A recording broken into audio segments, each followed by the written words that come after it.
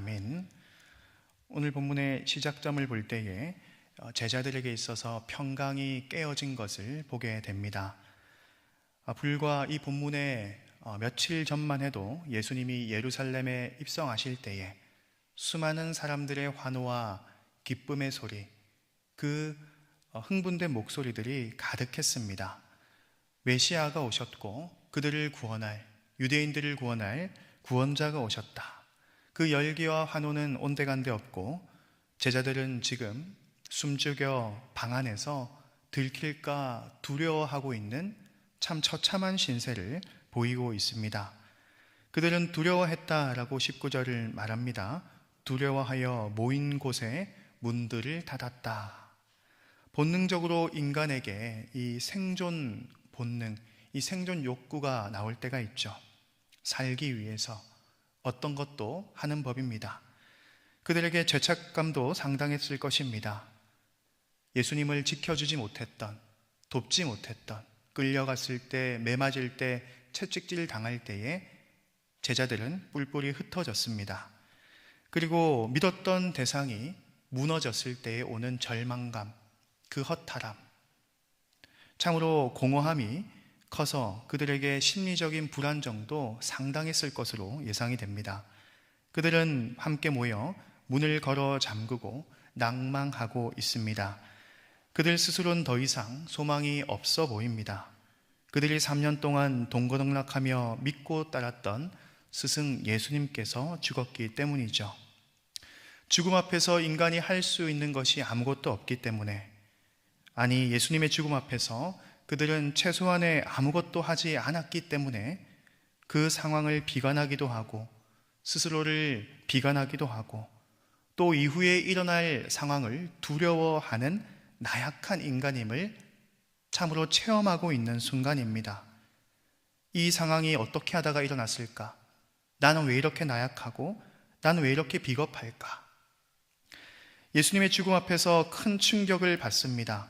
그리고 자신의 죽음을 두려워하는 제자들, 인간이 넘어설 수 없는 그 죽음이라는 공포 속에서 두려워 떨고 있습니다. 인간이라면 누구나 자연스럽게 나오는 모습입니다. 이는 죄로 인한 결과이죠. 하나님과 단절된, 하나님과 멀어진 인간은 이처럼 죽음이 놓여져 있습니다. 죽음이라는 것이 원래 본디 인간에게 있었던 것이 아니죠.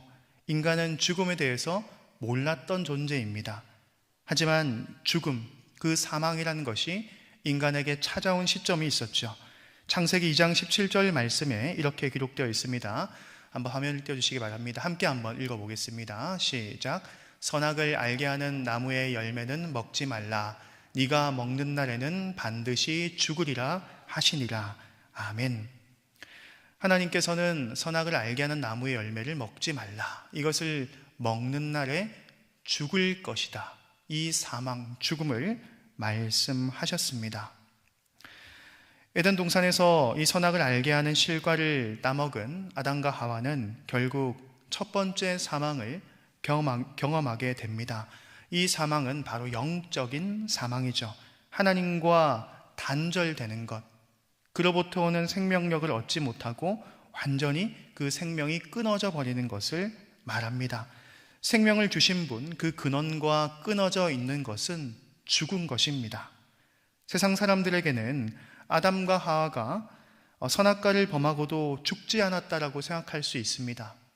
죽지 않았는데 그들을 밥도 먹고 또 걸으며 살지 않나라고 생각할 수 있습니다.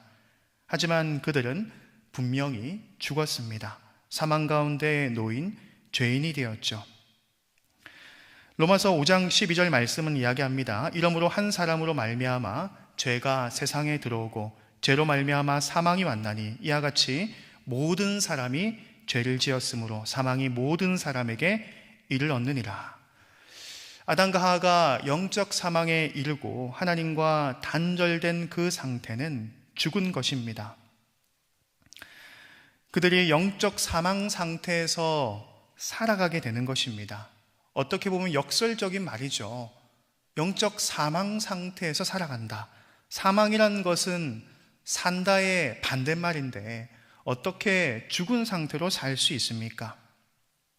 이것은 물질적인 것, 우리에게 보이는 것만 존재한다라고 믿는 사람들에게는 궤변이 됩니다. 하지만 이 영적 세계를 믿는 자들에게는 우리가 몸만 사는 것이 아니라 이 영적인 죽음이 있다는 것을 우리가 알기 때문에 우리가 표면적으로 잘 살아가는 것 같아도 영적으로 죽은 상태가 있다는 것을 결국 알게 되는 것이죠. 아담과 하와가 경험한 것은 하나님과 단절된 그 영적 사망 상태에 놓여져 있다라는 것입니다. 성경은 또한 요한계시록을 통해서 둘째 사망을 언급합니다. 요한계시록 20장 말씀을 같이 한번 읽어보겠습니다. 20장 13절 14절입니다. 시작. 바다가 그 가운데에서 죽은 자들을 내주고 또 사망과 음부도 그 가운데서 죽은 자들을 내주매 각 사람이 자기의 행위대로 심판을 받고 사망과 음부도 불못에 던져지니 이것은 둘째 사망 곧 불못이라. 아멘. 둘째 사망 곧 불못이다 라고 말씀을 하고 있습니다. 불과 유황으로 타는 그 못, 즉 지옥을 말하는 것입니다. 이 영적 죽음, 사망인 상태에는 이 지옥의 심판과 당연히 연결되어 있습니다.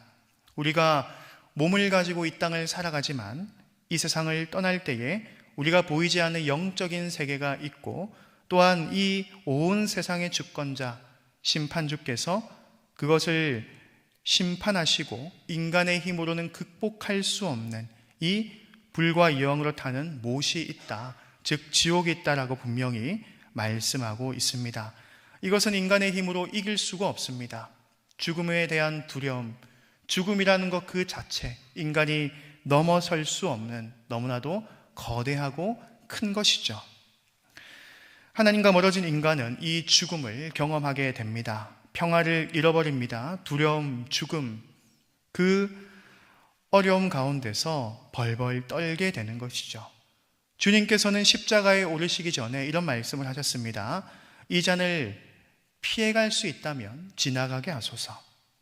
그리고 십자가에 달리셨을 때 엘리 엘리 라마 사박다니, 나의 하나님 어찌하여 나를 버리시나이까 라고 외치셨습니다. 예수님은 완전한 하나님의 아들이시면서도 완전한 인간이십니다. 그래서 육신을 가진 예수님께서 물론 육체적인 고통을 경험하시기에 하신 말씀이기도 하지만 그보다 더 중요한 개념은 바로 아버지와의 단절입니다. 하나님 아버지와 그 단절에 임하는 것을 예수님께서는 너무나도 어려워하셨다라는 것이죠.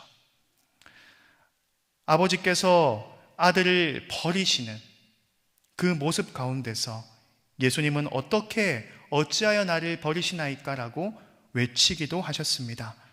하나님 아버지와 단절되는 것은 이토록 우리에게 생명력을 잃게 만들고 어려운 그것을 극복할 수 없는 무서움을 주기도 합니다. 하지만 예수님께서 죽음의 쓴 잔을 마시는 순종의 길을 오르십니다. 이 잔을 피해가게 하옵소서라고 하시면서도 하지만 아버지의 원대로 하옵소서라는 그 말씀을 하시며 순종의 길을 걸어가십니다. 왜냐하면 역설적이게도 예수님께서 아버지와 단절되는 그것만이 하나님과 단절된 우리가 살 수 있는 유일한 방법이었기 때문이죠. 우리가 하나님 아버지와 단절된 그 상태를 극복할 수 있는 길은 예수님이 아버지와 단절되는 것밖에 없었다는 것입니다. 어찌 보면 참으로 가혹하게 느껴지기도 합니다. 왜 이런 방법밖에 없을까? 하지만 하나님의 공의를 이루는 최고의 방법이라는 것이죠.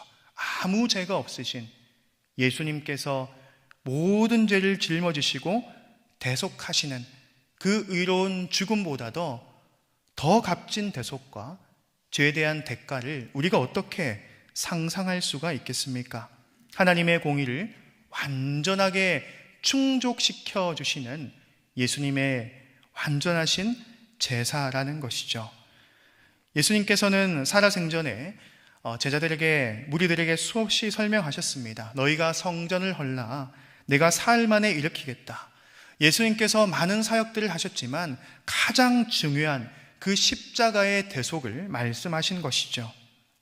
성전을 헐듯 예수님이 십자가에서 몸이 죽는 것을 말했고, 죽음뿐 아니라 성전을 다시 일으키시듯이 예수님이 다시 살아나실 것을 분명히 선언하셨습니다. 그럼에도 사람들은 예수님의 죽음 앞에서 약해지고 무너지고 넘어집니다. 예수님께서 그토록 내가 죽지만 이 성전을 다시 일으켜 세울 것이다, 부활할 것이다 라고 약속을 하셨는데도 그것을 온전히 붙들지 못하고 나약해지고 무너지고 낙심하는 사람들의 모습을 보게 됩니다. 실패하는 것이죠. 예수님이 힌트를 안 주신 것도 아닙니다. 힌트도 주시고 정답도 알려주시고 어떻게 해야 할지를 다 알려주셨는데도 사람의 스스로는 그것을 풀 능력과 힘이 없었다는 것입니다. 그 실패한 제자들이 모여서 벌벌 떨고 있습니다. 더 이상 희망이 보이지 않는 것 같습니다. 하지만 그들을 그렇게 내버려 두지 아니하시고 예수님께서는 부활하시고 난 뒤에 그들을 찾아가십니다. 참담한 그 실패의 현장, 그 닫힌 문을 여시고 그들 가운데 임하십니다.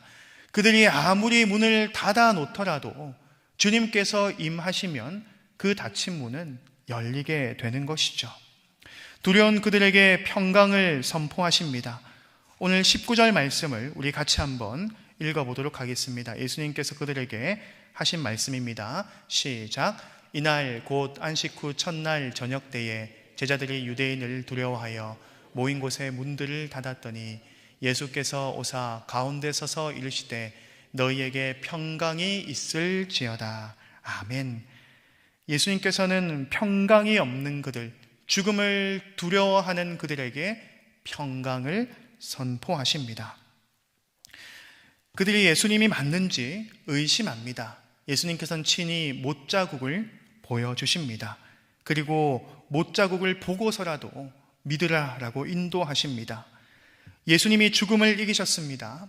예수님이 죽음을 이기지 못하셨다면, 부활하지 못하셨다면 인간이 느끼는 그 두려움, 넘어설 수 없는 그 죽음 앞에서 낭망은, 그 두려움과 실패는 지금까지도 이어졌을 것입니다.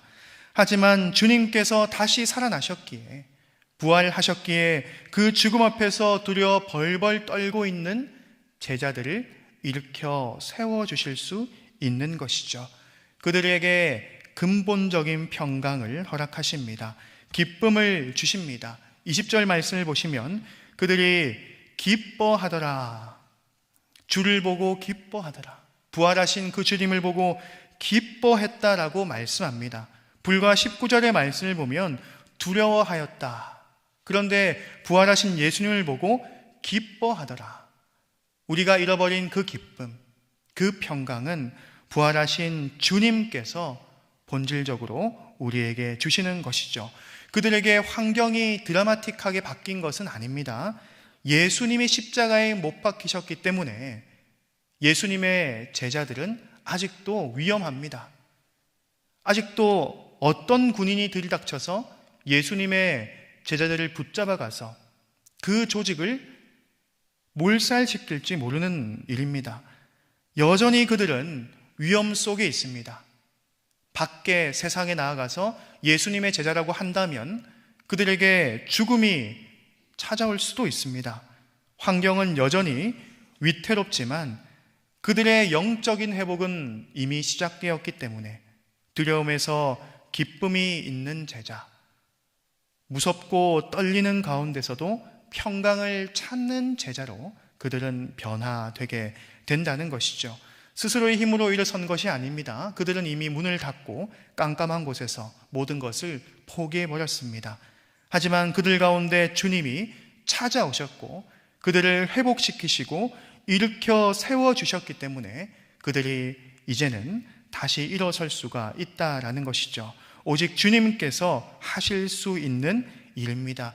주님이 주시는 평강은 세상이 주는 것과 같지 않다라고 성경은 말합니다. 우리가 세상을 통해서 일시적인 위로도 느끼고 또 만족도 느낄 수 있지만 주님이 주시는 위로와 평강과 기쁨과 위안은 영원하고 근본적이고 온전하고 누구도 훼손할 수 없는 완전한 위로임을 믿으시길 소망합니다. 쓰러진 제자들은 다시 일어섭니다. 일으켜 세우시고 그들을 이제 무장하여서 주님께서는 보내실 계획을 가지고 있습니다.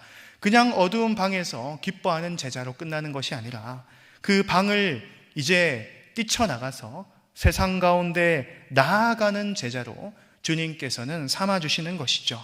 주님이 하시는 사역을 인계받고 위임받는 것입니다. 주님께서 3년간 그들과 함께 사역을 하시면서 많은 말씀과 행동으로 그들을 직접 가르치셨습니다. 그리고 예수님께 배웠던 그 제자들은 스승 예수님이 하셨던 그 사역들을 이제는 이어받아서 바통 터치를 하고 계속해서 그 사역을 계승하는 역할을 부여받았다라는 것이죠. 다시 일어난 제자들은 보냄을 받습니다. 예수님의 부활을 목격한 목격자이고 증인이기 때문에 그 사실을 증거하고 전파하는 일로 먼저 부름을 받은 것입니다. 내가 부활하신 예수님을 보았다. 내가 그 못자국을 본 제자이다. 내가 목격자이다. 내가 증인이다. 세상에 나아가서 예수님을 알리는 것입니다. 그들에게 주님께서는 그 인수인계 받은 일들을 잘 할 수 있도록 성령을 허락하여 주십니다. 오늘 본문의 21절과 22절 말씀 같이 한번 읽어보도록 하겠습니다. 21절, 22절입니다. 시작. 예수께서 또 이르시되 너희에게 평강이 있을지어다. 아버지께서 나를 보내신 것 같이 나도 너희를 보내노라. 이 말씀을 성령을 받으라. 아멘. 아버지께서 나를 보내신 것처럼 나도 너희를 보내노라. 그러면서 성령을 그들에게 주십니다. 하나님께서 흙으로 사람을 만드시고 그 코에 생기를 불어넣으시고 즉 성령을 불어넣으시고 그들에게 생명력을 주셨던 것처럼 부활하신 예수님께서 죄와 두려움으로 죽은 제자들을 다시 재창조하시고 영적 생기를 주시고 생명을 주셔서 성령을 주셔서 그들이 다시 살아갈 수 있도록 일으켜 세워주신다라는 것이죠. 단순히 성령을 받았다라는 것은 그냥 단지 감정적으로 뭔가 뜨거워지고 내 마음이 감동되는 그 정도를 말하는 것이 아닙니다. 내 안에 낡고 병들고 그 죽은 그 자가 생명력을 얻고 다시 태어나는 것을 말하는 것이죠. 그것이 바로 성령이 하시는 일입니다. 예수 그리스도의 영, 즉 부활하신 예수 그리스도께서 주시는 그 영을 받아서 이제는 더 이상 시간과 공간의 제약을 받지 않고 제자들은 항상 주님과 함께 살아가는 은혜를 경험하게 된다는 것이죠. 예수님이 항상 곁에 있다가 예수님이 죽었을 때 그들은 너무나도 절망했습니다. 예수님이 옆에 없었기 때문이죠. 그런데 그들은 성령을 받습니다. 무엇을 말합니까?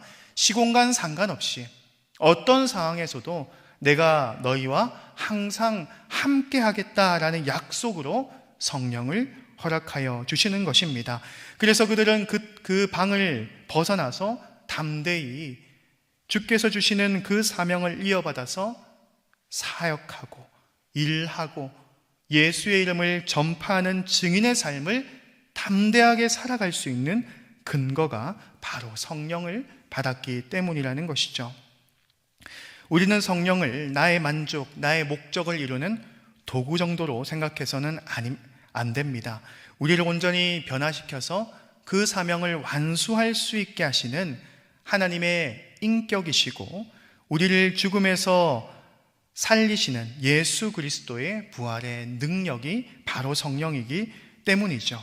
그래서 그들은 이제 참된 증인이 되어서 이 예수 그리스도의 복음, 이 부활을 알리는 사명이 주어졌습니다.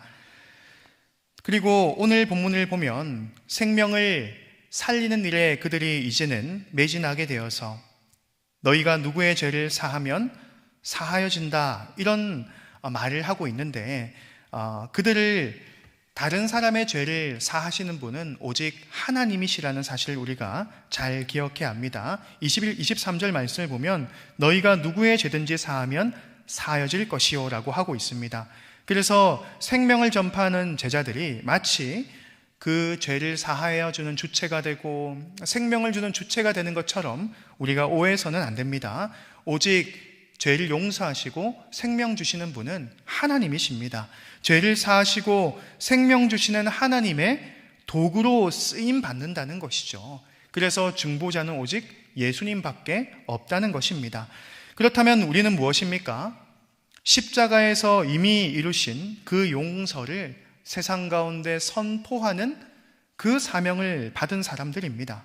죄를 용서하는 분은 하나님이시기 때문에 교회는, 즉 성도는 그 용서를 전하는 공동체가 되는 것입니다. 사랑하는 성도 여러분, 오늘 본문의 문을 걸어 잠그고 두려워하며 쓰러져 있는 제자들과 같이 참으로 연약하고 죄인된 우리가 부활의 주님을 만났을 때에 참된 평강을 경험하고 재무장했음을 믿으시길 소망합니다. 주님께서는 당신의 가장 귀한 사역인 복음을 전파하며 양을 먹이고 양을 치는 일을 우리에게 맡기기를 원하십니다. 그 어두운 방 안에서 절망하고 있었던 자들에게 주님께서는 이 부활의 증인의 사역을 감당하기를 원하시고, 아버지께서 나를 보내신 것처럼 내가 너희를 보내서 지금도 죽어있는 그 양떼들을 살리는 복음 전파자로 삼으시기를 원하신다라는 것이죠. 우리를 세상 가운데로 주님께서 보내십니다. 우리가 방 안에만 있는 것이 아니라 주님께서 세상으로 보내실 때에 내가 있는 가정과 직장과 나의 삶의 터전에서 그 복음이 필요한 자들에게 복음을 전파하는 우리가 될 수 있기를 소망합니다. 육적으로는 풍요롭더라도 영적으로 죽어있는 나의 주변 사람들, 그들에게는 부활하신 예수 그리스도의 이름이 필요합니다. 각자의 삶의 자리로 부름받은 우리가 삶의 귀한 향기로서 예수님을 전파하시고 또한 부활하신 예수 그리스도의 이름을 생명력 있게 전파하여 이 죽은 자들을 살리는 하나님의 이 놀라운 사역에 귀한 열매로서 쓰임받기를 주님의 이름으로 축복합니다. 오늘 말씀을 기억하면서